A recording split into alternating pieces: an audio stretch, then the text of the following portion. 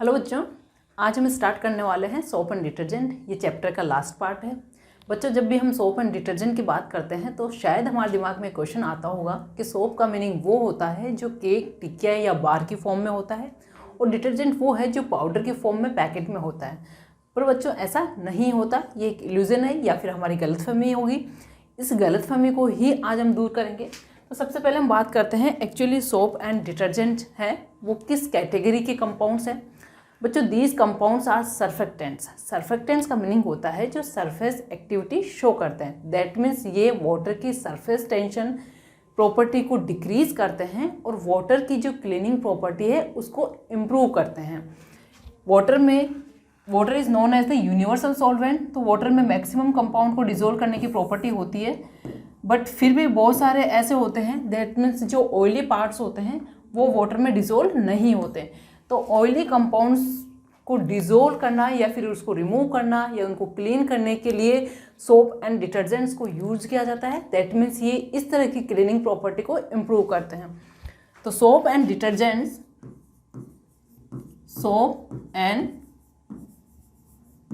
Detergents are surfactants that decreases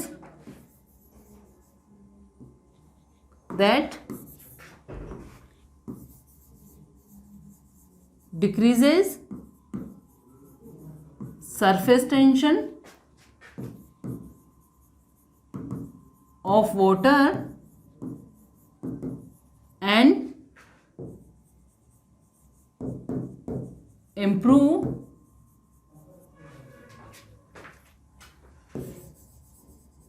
cleaning property of water। अब detergents के अंदर 3 class होती हैं। First is anionic detergent, second cationic detergents, and third is non ionic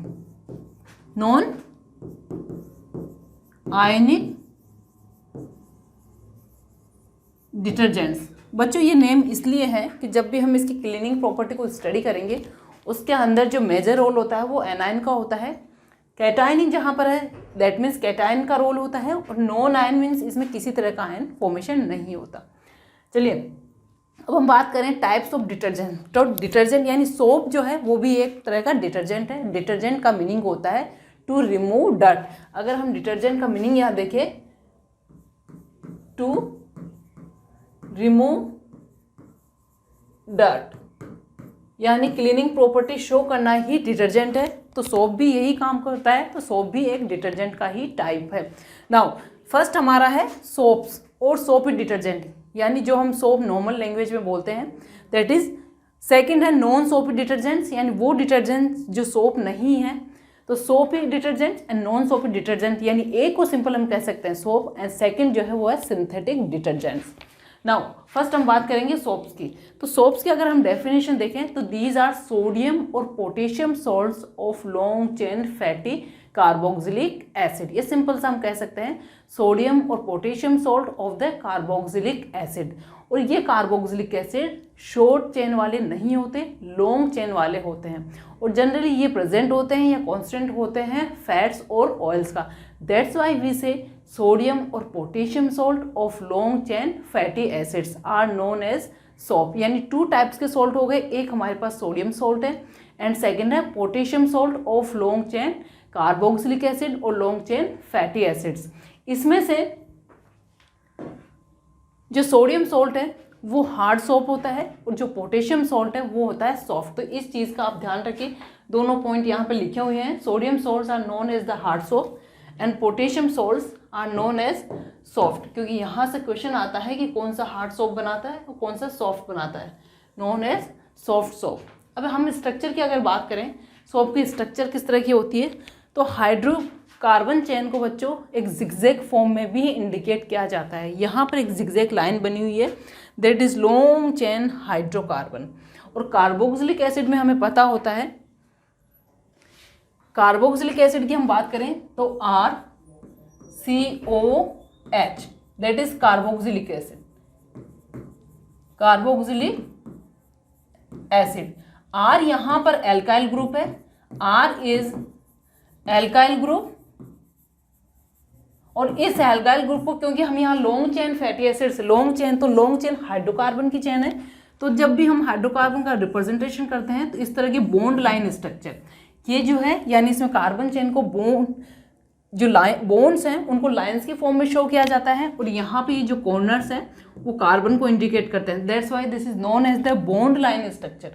तो यहाँ पर जो हाइड्रोकार्बन R ग्रुप है इसको हम इस तरह से जिगजैग लाइंस की फॉर्म में शो करते हैं।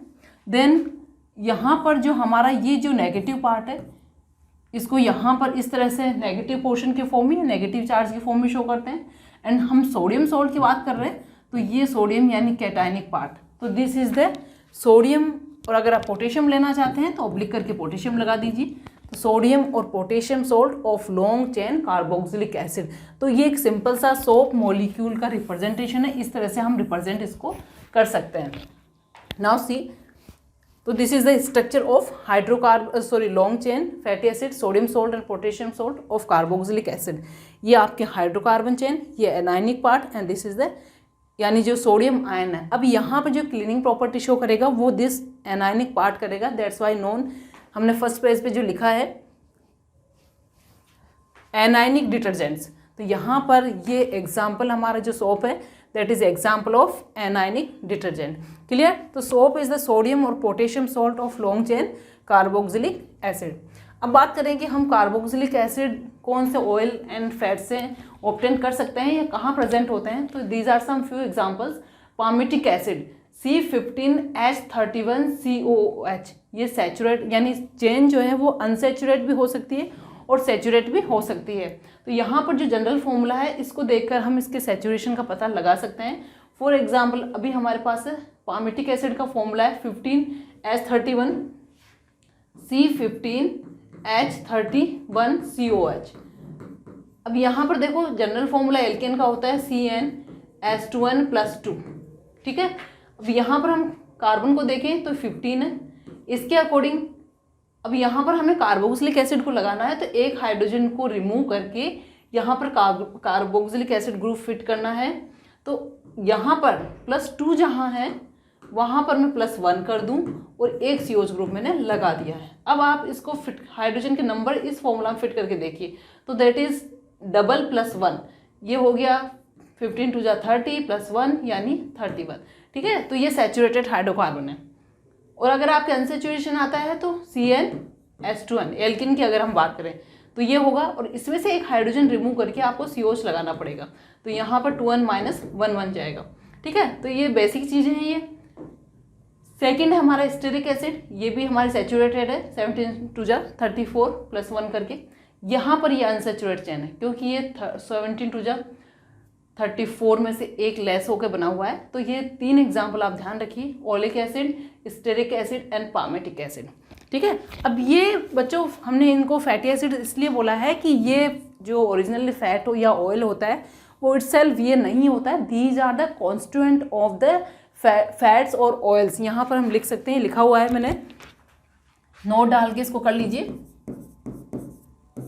These are constants of fats and oils. Itself ये फैट या ऑयल नहीं है, ये इसके कॉन्स्टेंट होते हैं। एक्चुअली जो ऑयल एंड फैट्स होते हैं वो एस्टर के फॉर्म में होते हैं, दैट मीन्स ट्राइओल्स 1 2। इस स्ट्रक्चर को अगर मैं समझाऊं,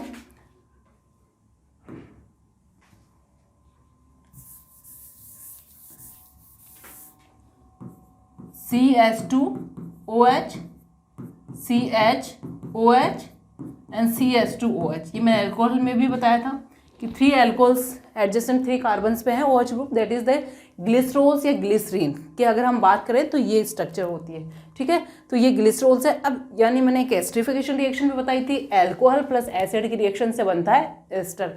अब यहाँ पर 1 2 एंड 3 पार्ट्स ऑफ अल्कोहल है, तो कोई सा भी आप एसिड ले लीजिए, यानी सिंपल मैं अभी R के फॉर्म में करके बता देती हूँ, यानी मैं RCOOH एक एसिड मैंने लिया है, तो तीनों ग्रुप पे आप एस्टरिफिकेशन करवाइए, इस पे भी करवाइए, इस पे भी करवाइए, इस पे भी करवाइए, तो क्या बनेगा यहाँ पर, ईस्टर का फॉर्मूला क्या होता है, RC⋯OOR, ठीक है, इस तरह का। अब ये एल्कोहल है, इधर आप कर दीजिए OOR, OC⋯OR, ठीक है, ये बन गया। यानी तीनों एल्कोहल पे हमने 3 टाइम्स एस्टरिफिकेशन करवाया विद दिस एसिड। इस एसिड की जगह हम क्या ले सकते हैं, पामेटिक एसिड, स्टेरिक एसिड या ओलिक एसिड, तीनों में से कोई सा भी एसिड हो सकता है अकॉर्डिंग टू जो फैट एंड ऑयल आपने लिया है, ठीक है। तो ये क्या बन गया, ग्लिसरॉल का triester. This is triester of glycerol कह सकते हैं हम, या ग्लिसरीन भी कह सकते हैं, दोनों में से कोई भी नाम कह सकते हैं। तो this is the triester. Actually fat and oil ये होता है।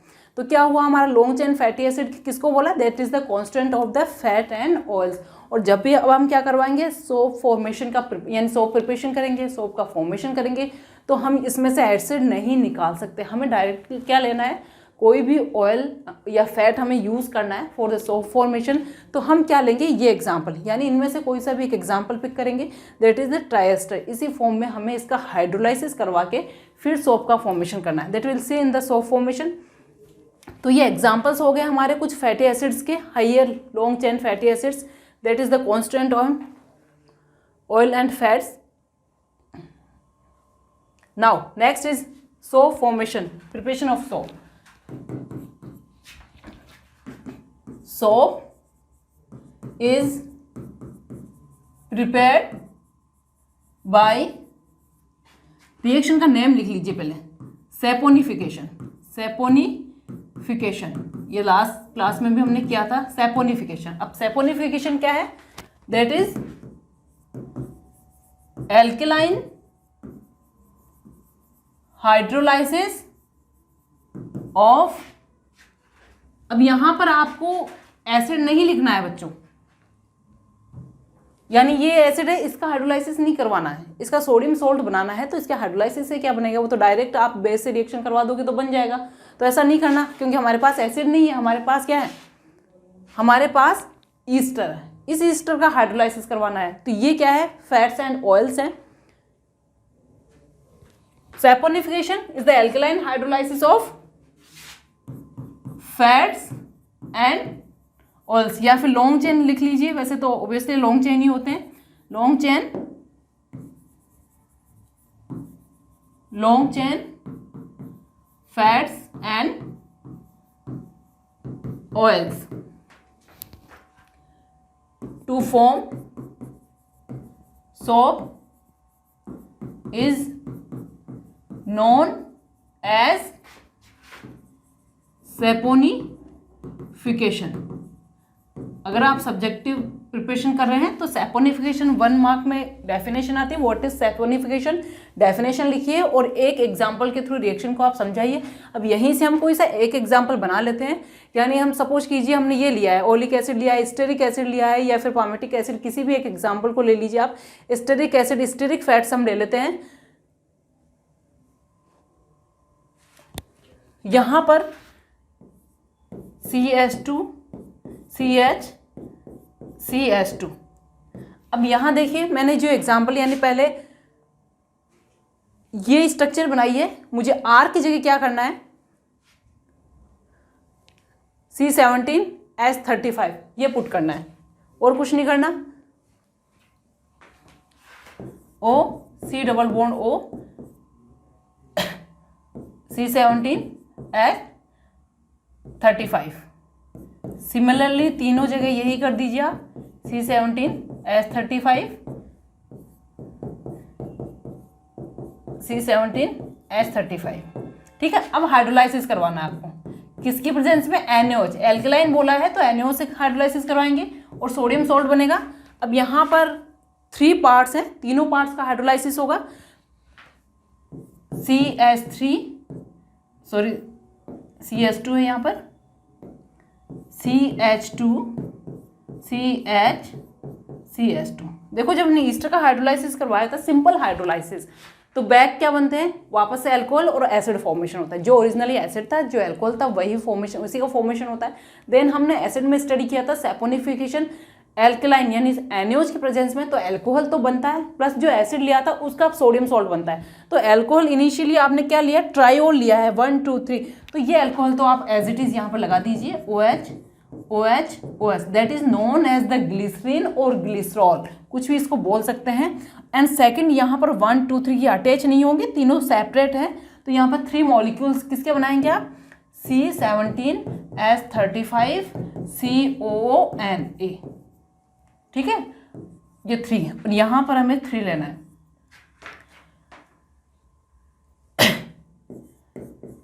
ये स्टेरिक ऑयल, क्या लिया था हमने, स्टेरिक ऑयल, ये NaOH हो गया, और ये आपका ग्लिसरॉल,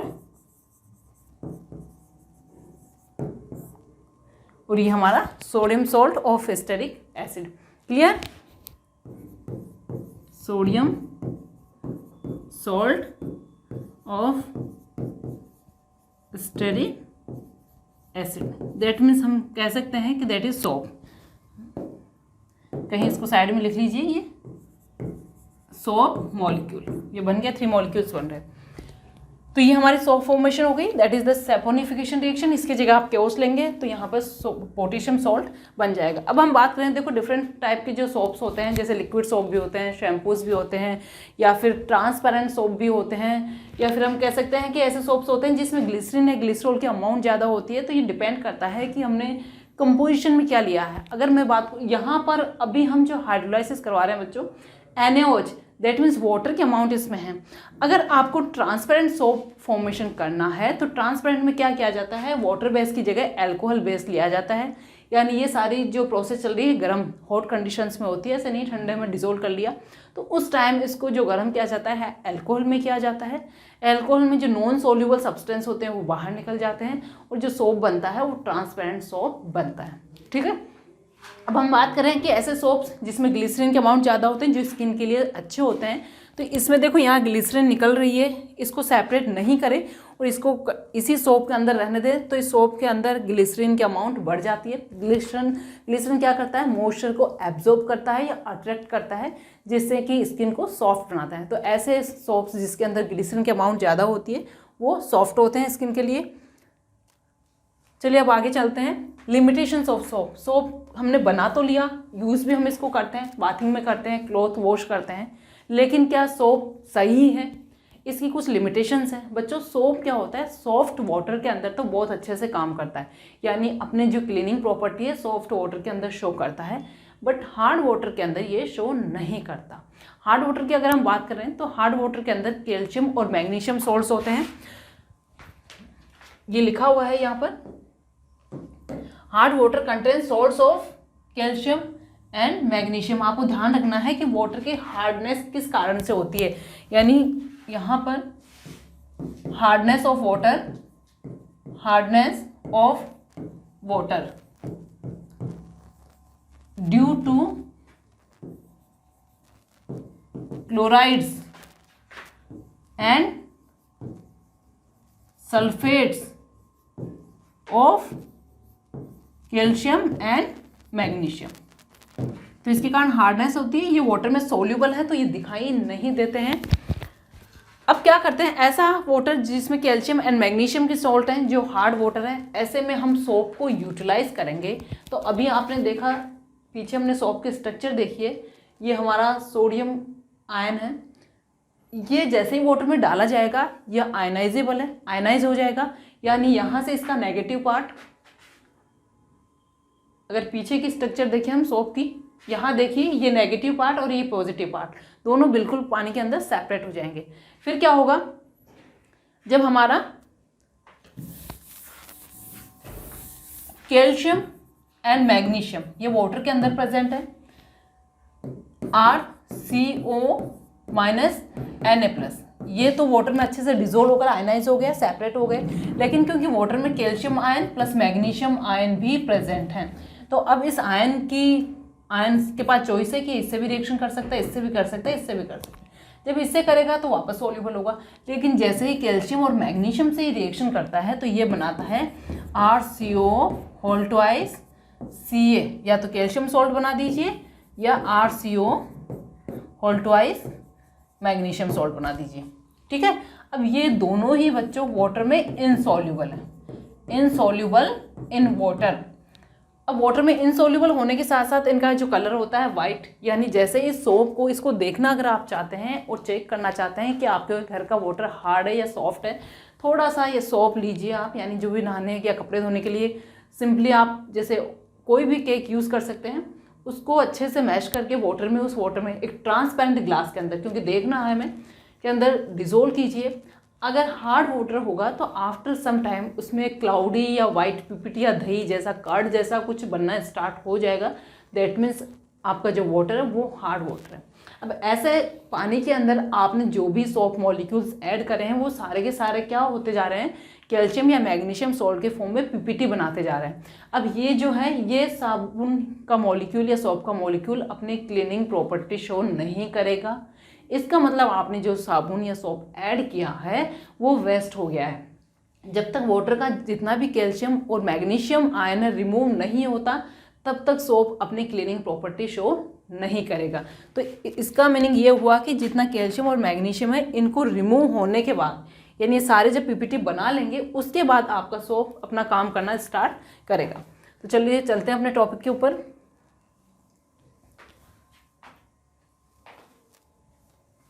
ठीक है, calcium and magnesium on adding soap hard water insoluble calcium and magnesium salt of soap form. ठीक है, ये हो गया। अब रिएक्शन देखें हम, तो रिएक्शन यहाँ लिख सकते हो, जो रिएक्शन मैंने समझाई है सिंपल सा RCOO Na plus calcium plus 2 ion, direct इसी तरह से लिख लीजिए आप। तो ये बना लेगा RCO whole twice calcium plus Na plus, ये आप यहाँ से हटा के भी इसको बना सकते हैं। नेक्स्ट मैग्नीशियम के साथ था, सपोज कीजिए जैसे हमने लिया है स्टेरिक वाला लिया है वही ले लेते हैं हम, C17H35 CONA, ये हमने लिया था। अब इसमें मैग्नीशियम आयन हम लेंगे तो ये बन जाएगा आपका C17H35 COO माइनस Mg, ये 2 और Na यहाँ बाहर निकाल दीजिए। ठीक है, रिएक्शन को बैलेंस कर लीजिए। 2 लिया है तो यहाँ 2 आ जाएगा और यहाँ से जो सोडियम निकलेगा that will be also 2 ion. ठीक है, अगर फॉर्मूला आपको नहीं पता उस टाइम, एट ए टाइम आप ये फॉर्मूला भूल चुके हैं, तो सिंपल सा कार्बोक्सिलिक एसिड चेन बनाकर एक लंबी चेन बनाकर आप कर सकते हैं। अब ये पीपीटी इनसॉल्युबल होता है और ये क्या करता है, जब भी हम क्लॉथ वॉश करते हैं तो उनके ऊपर स्टिक हो जाता है, क्योंकि सॉल्युबल तो नहीं है तो ये कपड़ों के ऊपर स्टिक हो जाता है। ये वॉशिंग प्रॉपर्टी शो नहीं करता है और ये इंटरफेयर करता है वॉशिंग प्रॉपर्टी के अंदर, यानी सोप की जो क्लीनिंग प्रॉपर्टी है उसको रिड्यूस करता है।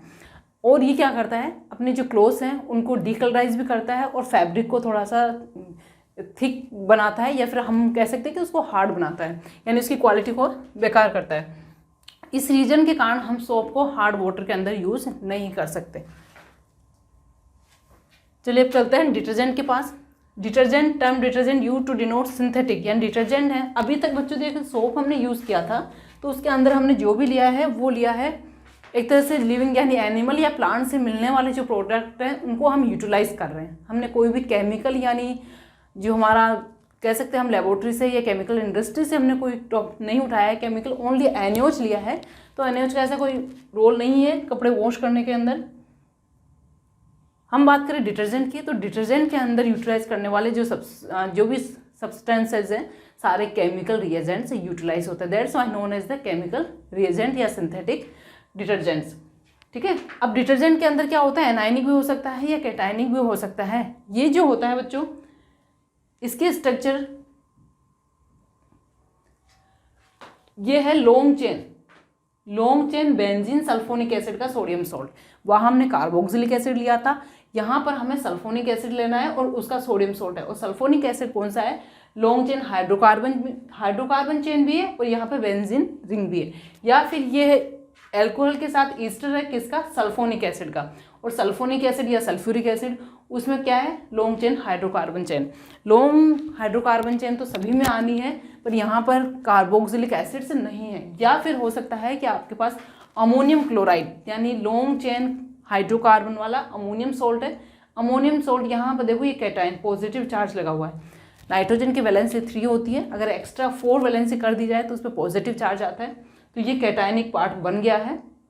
तो इस तरह से ये डिटर्जेंट्स का एग्जाम्पल है। Now see the definition, detergents are either anionic such as the sodium salt of long chain alkyl substituent benzene sulphonic acid, और sodium salt of sulphuric acid ester of long chain aliphatic alcohol. Alcohol and sulphuric acid का यहाँ पर अपन को क्या करना है, Easter बनाना है। तो ये ईस्टर है, जिस तरह कार्बोक्सिलिक एसिड का बनाया था, ये एल्कोहल है, ये सल्फ्यूरिक एसिड है। 2 पार्ट्स थे, ये हमने लॉन्ग चेन एल्कोहल लिया है, ये सल्फ्यूरिक एसिड लिया है, दोनों का ईस्टर लिया है, और ईस्टर का ये सोडियम सॉल्ट है। या फिर हो सकता है लॉन्ग चेन एल्फेट, ये तो हो गया। और cationic detergents like alkyl ammonium halide, कैसे, एल्काइल अमोनियम हैलाइड, ठीक है। तो ये तीनों ही डिटर्जेंट्स का एग्जाम्पल है, तो आप ध्यान रखिए सिंथेटिक डिटर्जेंट्स। बच्चों सोप एंड डिटर्जेंट की डेफिनेशन के बाद अब इसकी क्लीनिंग एक्शन देखते हैं कि सोप मॉलिक्यूल्स किस तरह अपनी क्लीनिंग प्रॉपर्टी शो करते हैं। चलिए इसको डेफिनेशन हम नोट करें, इससे पहले हम इसका वर्किंग देख लेते हैं। अगर हम एक सोप मॉलिक्यूल की बात करें कि सोप मॉलिक्यूल की स्ट्रक्चर कैसे होती है, तो ये क्या होता है कि sodium ion of the long chain fatty acids, तो इसको अगर हमें एक बेसिक स्ट्रक्चर की फॉर्म में ड्रॉ करें तो इस तरह से हम स्ट्रक्चर बना सकते हैं, ठीक है। ये इसका negative portion sodium ion Na+ पे आप इंडिकेट कर सकते हैं। अब यहाँ पे ये वाला जो पोर्शन है that is hydrocarbon chain, hydro carbon chain, इसको हम टेल पार्ट भी बोलते हैं, tail, and that is non polar. Non polar, non polar है तो क्या होगा, ये वाटर में सॉल्युबल नहीं होगा, and it is non soluble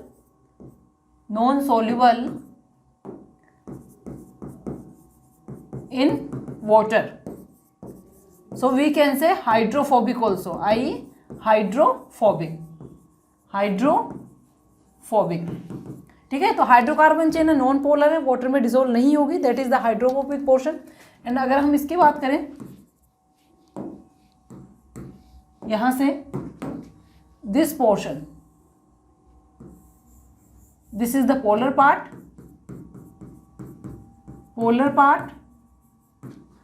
soluble in water, देखो पोल्स बने हुए हैं, और ये हम कोवलेंट कंपाउंड्स में पहले स्टडी कर चुके हैं कि पोलर पार्ट जो होता है वाटर सॉल्युबल होता है, and this is also known as the hydrophilic, यानी जो वाटर में सॉल्युबल होगा, हाइड्रोफिलिक पार्ट और वाटर लविंग। तो आपको एक ही सोप मॉलिक्यूल के दोनों पार्ट्स में अगर डिफरेंस पूछे तो that is the made up of hydrocarbon, carbon and hydrogen only. This is non polar, not soluble in water, and that is also known as hydrophobic. और इसकी अगर हम बात करें तो पोलर पार्ट है, वाटर सॉल्युबल होगा, वाटर लविंग है, हाइड्रोफिलिक पार्ट है। नेगेटिव पॉजिटिव चार्ज यहाँ बने हुए। नाउ अब जब भी हम सोप को वाटर में, सोप या डिटर्जेंट को वाटर में डिजोल्व करते हैं तो ये बहुत सारे सोप मॉलिक्यूल्स का फॉर्मेशन होगा, उस सॉल्यूशन के अंदर होंगे।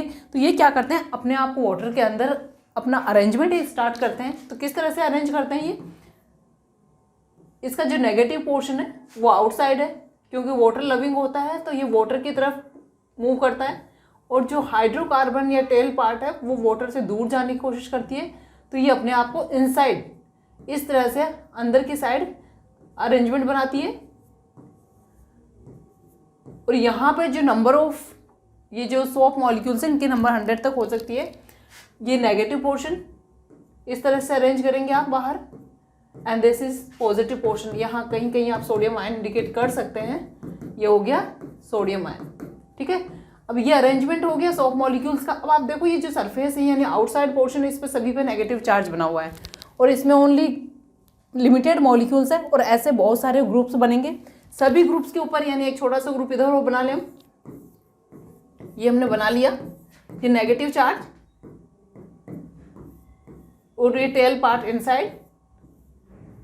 अब यहाँ पर इस भी सरफेस पे नेगेटिव चार्ज है, यहाँ भी नेगेटिव चार्ज है, तो इस सारे बहुत सारे ग्रुप्स बनने के बाद क्या होगा, नेगेटिव चार्ज एक दूसरे को रिपेल करते हैं, इसलिए ये सारे के सारे ग्रुप एक जगह सेडिमेंट नहीं हो पाते, दैट मीन्स सॉल्यूशन के अंदर डिस्पर्स रहते हैं। अब जो ये ग्रुप बना है इसको हम बोलते हैं micelle, that is known as micelle. Clear? तो ये हो गया हमारा micelle formation in the solution. अभी मिशेल क्या करेगा, यानी अपना क्लीनिंग प्रॉपर्टी किस तरह शो करेगा। सबसे पहले आपके पास क्वेश्चन यही होता है, व्हाट इज मिशेल। तो अगर हम इसकी डेफिनेशन देखें तो सोप जो है अपनी एक्शन शो करेगा by emulsification and by micelle formation. Two properties के कारण अपनी क्लीनिंग प्रॉपर्टी शो करता है, एक इमल्सिफिकेशन देखेंगे, सेकेंड है मिशेल फॉर्मेशन हमने देख लिया। Now definition of micelle, on dissolving in water soap ionize to give RO minus RO यानी जो नेगेटिव पोर्शन है, and this is the positive part. The RO negative ions possess two parts, long chain R tail and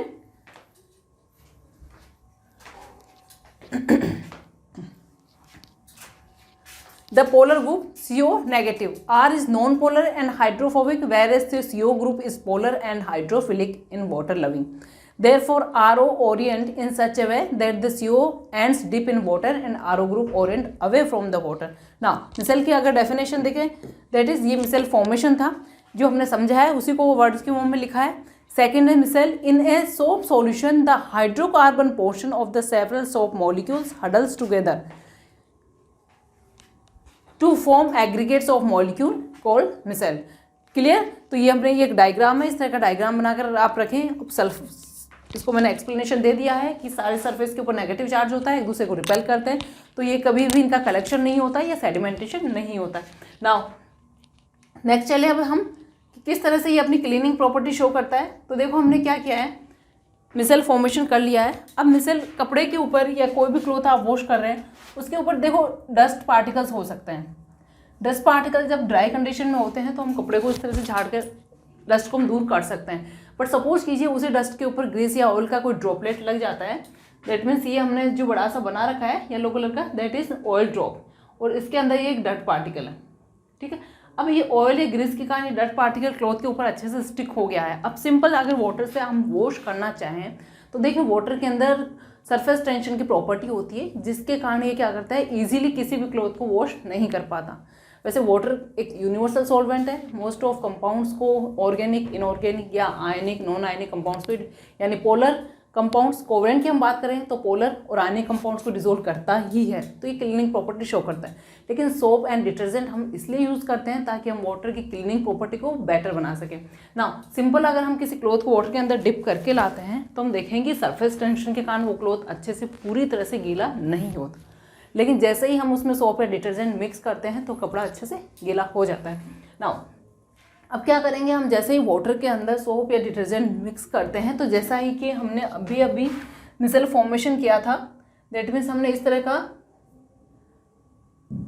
ये जो group बनाए, अभी हमने क्या किया है, सिंपल सा हमने विदाउट डट मॉलिक्यूल बनाए, यानी इस तरह से मॉलिक्यूल्स एक जगह कलेक्ट होकर मिशेल फॉर्मेशन करते हैं। अब हमें क्या करना है, इसी मिशेल को डर्ट के अराउंड, यानी हमारे पास जो क्लॉथ के ऊपर डर्ट और डर्ट के आफ्टर ऊपर ये ग्रीस का जो स्पॉट लगा हुआ है, इसके अराउंड हमें यही मिशेल फॉर्मेशन करना है। देखो जो ग्रीस या ऑयल होता है वो वाटर में सोल्यूबल नहीं होता, हमें पता है, क्योंकि वो नॉन पोलर होता है, इसलिए वाटर में डिसॉल्व नहीं होता, इसलिए हम सिंपल वाटर से उसको वॉश नहीं कर सकते। अब जैसे ही हम सोप या डिटर्जेंट के मॉलिक्यूल्स डालते हैं या सोप एंड डिटर्जेंट उसमें डालते हैं तो सोप के मॉलिक्यूल्स जो है इस डर्ट के अराउंड मिशेल फॉर्मेशन स्टार्ट कर देते हैं। अब इनका अरेंजमेंट हम करें वापस से डर्ट के अराउंड, तो हमें वैसे ही बनाना है जैसे हमने पहले बनाया था। डर्ट के अराउंड सोप मॉलिक्यूल्स अपना इस तरह से अरेंजमेंट स्टार्ट कर देते हैं। आप कितने भी बना सकते हैं, फिक्स नहीं है, इस तरह से जिगजैग लाइंस बनाकर सोप मॉलिक्यूल्स का फॉर्मेशन करना है।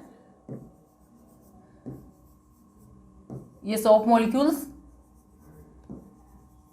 एक तरह का डायग्राम भी है, जब भी आप क्लीनिंग प्रॉपर्टी शो करें तो इस तरह डायग्राम के थ्रू शो कर सकते हैं।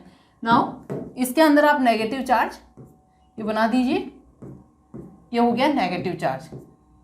कहीं कहीं सोडियम आयंस आप इस तरह से ड्रॉ कर दीजिए। जब मिसल फॉर्मेशन करें तो आप विदाउट डर्ट कर सकते हैं, और जब भी क्लीनिंग प्रॉपर्टी शो करने की यानी कोई क्वेश्चन है आंसर देना है तो इस तरह का डायग्राम बनाएं। दैट इज डर्ट पार्टिकल, ठीक है। और ये ऑयल स्पॉट हम यहाँ शो कर सकते हैं, ऑयल स्पॉट।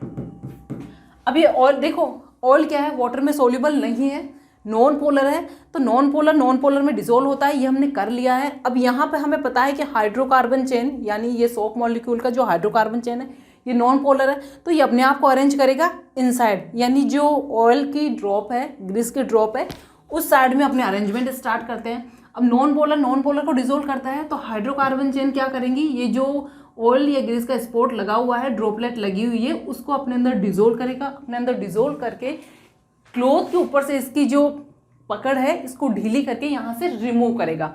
और इस तरह से अपने अंदर डिसोल्व करने के बाद जब हम इसको अच्छे से कपड़े को, कई बार होता है कि हम ब्रश से रगड़ दें या हैंड से बाय हैंड भी इसको एजिटेट करते हैं, तो उससे भी इसकी जो कैप्चर है वो लूज हो जाती है। इसके बाद हम सिंपल वाटर से वॉश करेंगे। सिंपल वाटर से वॉश करने के बाद, क्योंकि ये जो पोलर पार्ट है ये वाटर में सोल्यूबल होता है, तो वाटर के साथ अटैच होकर बाहर निकल जाता है। अब क्योंकि पोलर पार्ट से हाइड्रोकार्बन चेन अटैच है और हाइड्रोकार्बन से डर्ट मॉलिक्यूल इसको डिसोल्व कर चुका है, तो यहाँ से ये जितने भी डर्ट है वो वाटर के साथ वॉश होकर बाहर निकल जाती है। तो इस तरह से सोप मॉलिक्यूल अपनी क्लीनिंग प्रॉपर्टी शो करते हैं। नाउ इसको आप लेबलिंग कर सकते हैं, ये सोप मॉलिक्यूल,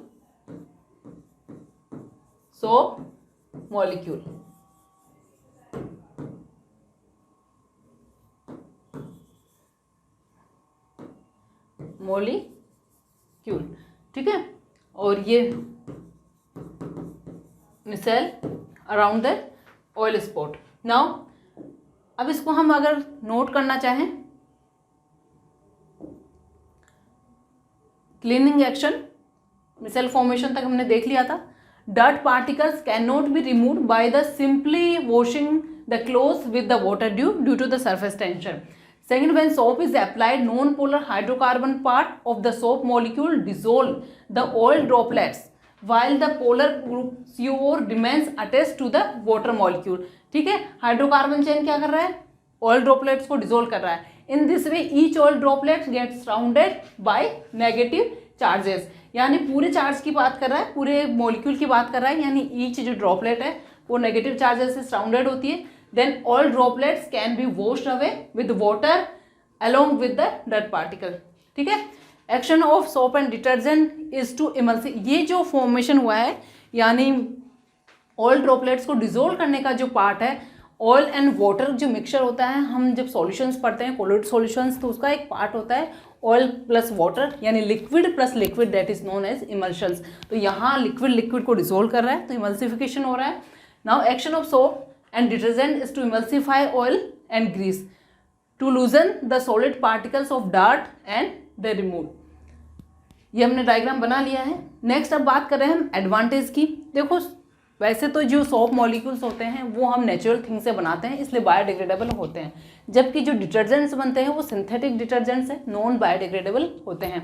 एंड इसके अंदर भी अगर जितनी ज़्यादा ब्रांचिंग होती है उतना ही नॉन बायोडिग्रेडेबल होगा, इसलिए इसको बायोडिग्रेडेबल बनाने के लिए इसमें लेस ब्रांच इसको बनाया जाता है। हम सिंथेटिक डिटर्जेंट की ओनली बात करें, लेकिन फिर भी सिंथेटिक डिटर्जेंट्स जो हैं इनका कुछ एडवांटेज है, सोप से ज़्यादा एडवांटेज है। देखते हैं, फर्स्ट है detergent can be used for washing in the hard water. जैसा कि हम डिस्कस कर चुके हैं कि डिटर्जेंट हार्ड वाटर में भी अपनी प्रॉपर्टी शो करते हैं, लेदर फॉर्मेशन शो करते हैं एंड अपनी क्लीनिंग प्रॉपर्टी शो करते हैं, पीपीटी नहीं बनाते हैं। जबकि सोप जो है हार्ड वाटर के अंदर क्लीनिंग प्रॉपर्टी शो नहीं करता है, वो सॉफ्ट वाटर के अंदर ही करता है। सेकेंड है कि अगर हमारे पास जो वाटर है एसिडिक है, उसकी पीएच कम है, तो सोप मॉलिक्यूल्स क्या होते हैं, डिकम्पोज हो जाते हैं एसिड के अंदर, यानी जो कार्बोक्सिलिक एसिड है उसका फॉर्मेशन करते हैं, जबकि जो डिटर्जेंट मॉलिक्यूल्स है उनका डिकम्पोजन नहीं होता, वो स्टेबल रहते हैं।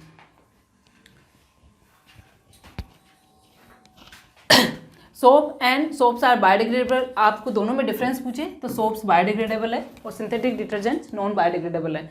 ऊपर की दोनों लाइंस पे हम डिफरेंस में ले सकते हैं। अगर हम सिंथेटिक डिटर्जेंट्स की बात करें तो सिंथेटिक डिटर्जेंट्स का जो यूज़ है बहुत ज़्यादा पोल्यूशन क्रिएट करता है, यानी जहाँ भी रिवर या जो अदर भी वाटर सोर्सेज है उसके अंदर अगर ये जो ऐसा सॉल्यूशन मिक्स होता है जो एक्वेटिक लाइफ के लिए हार्मफुल होता है, तो इसके लिए क्या किया जा रहा है कि हमारे जो डिटर्जेंट्स हैं वो अगर बहुत ज़्यादा ब्रांचेस वाले हैं तो उनका बायोडिग्रेडेशन कम होता है, इसलिए उसको लेस ब्रांचेस बनाने की कोशिश की जाती है जिससे कि उसका जो है बायोडिग्रेडेशन स्टार्ट हो जाता है। नेक्स्ट है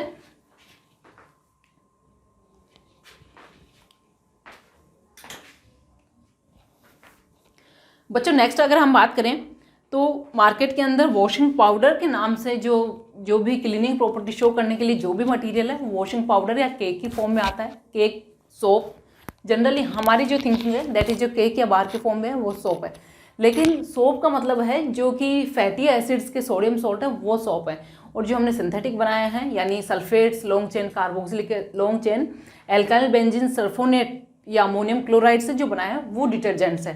ठीक है, तो दोनों में डिफरेंस हो गया। अब हम बात करें कि वॉशिंग पाउडर एक्चुअली होता है क्या, तो वॉशिंग पाउडर के अंदर 15 to 30% डिटर्जेंट होता है, जबकि जो रिमेनिंग जो परसेंटेज है बाई वेट की हम बात कर रहे हैं, जो रिमेनिंग वेट होता है मटेरियल का, यदि 1 kg आपने लिया है तो 15 to 30% उसमें डिटर्जेंट है जो कि अपनी क्लीनिंग प्रॉपर्टी शो करेगा। जो रिमेनिंग परसेंटेज है यानी 30% अगर हम लें तो बचता कितना है 70%। 70% जो मटेरियल है वो होता है अदर केमिकल रिएजेंट्स का, उसमें होता है ब्लीचिंग पाउडर होता है, देन एल्कलाइन मीडियम बनाने के लिए कुछ कार्बोनेट्स होते हैं, इसके अलावा इसके अंदर कुछ परफ्यूम्स होते हैं, और इसको मॉइस्चर से फ्री करने के लिए यानी रेनी सीजन है या किसी और रीजन से इसके आसपास मॉइस्चर है तो उसको ये एब्जॉर्ब ना करे, मॉइस्चर फ्री बनाने के लिए इसमें रिएजेंट्स ऐड किए जाते हैं। दैट मीन्स आपका जो रिमेनिंग 70% है वो क्लीनिंग प्रॉपर्टी शो नहीं करता कितना है ओनली 15 से 30% जो है वो डिटर्जेंट है और वही क्लीनिंग प्रॉपर्टी शो करता है। तो that's all about the soap and detergents.